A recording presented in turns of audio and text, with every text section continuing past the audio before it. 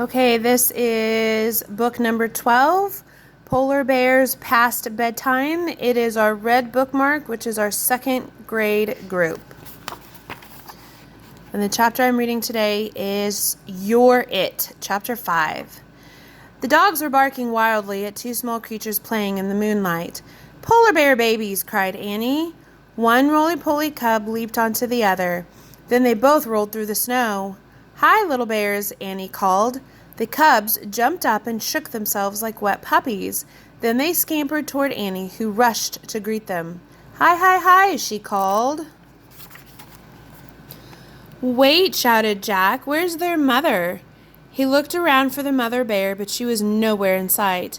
Maybe they're orphans, he thought. Jack looked back at Annie. She was wrestling with the little bears in the snow. She was laughing so hard that she couldn't stand. Jack started laughing too. He carefully put the bear masks into his pack. Then he ran to join Annie.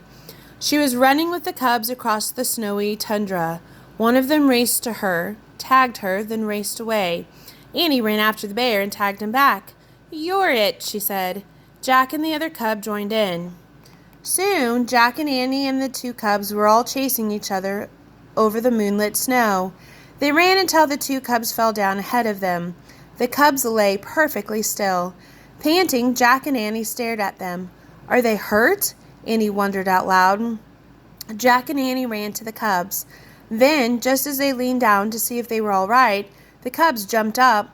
They pushed Jack and Annie over and scampered away. They were pretending, said Jack. He laughed. Jack and Annie charged after the cubs. They ran over the white tundra until they came to the frozen sea. Jack looked around. We're pretty far from the igloo. I don't hear the huskies anymore, he said. Maybe we should go back. In a minute, said Annie. Look. The bear cubs had scooted up a snowbank. They were on their backs, sliding down the bank onto the ice-covered sea. Jack and Annie laughed. It's like sledding, said Annie. Let's try it. Okay, said Jack, but then we have to go back. Jack followed Annie up the snowbank. He clutched his pack in his arms. Annie lay on her back. She whooped as she slid down the ice. Jack followed her. Watch out below, he shouted. The little bears were sitting at the bottom of the snowbank. One gently whacked Jack in the face with her furry paw. Then she lay down. I'm tired too, said Annie. Yeah, said Jack. Let's rest for just a minute.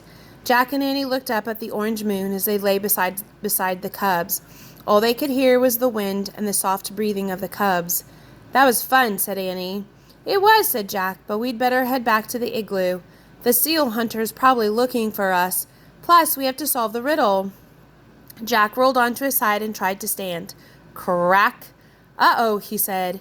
He went back down onto his knees. I think we're on thin ice. What do you mean, said Annie. She started to stand.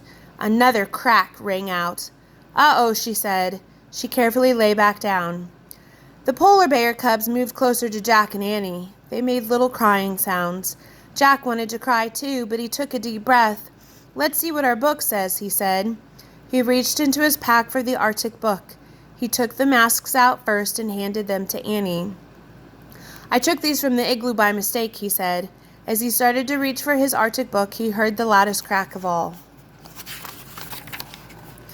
Crack? We're not even moving and the ice is cracking, said Annie. Just then, there was a new sound, a low, snorting sound. It came from the top of the snowbank, about 50 feet away. Jack looked up. Staring down at them was a giant polar bear. The polar bear mother, whispered Annie. Okay, that was chapter 5 of Polar Bears Past Bedtime. I want you to make a prediction as to what's going to happen with Jack and Annie on the ice. Tell somebody, write it down, have a discussion about what you think is going to happen.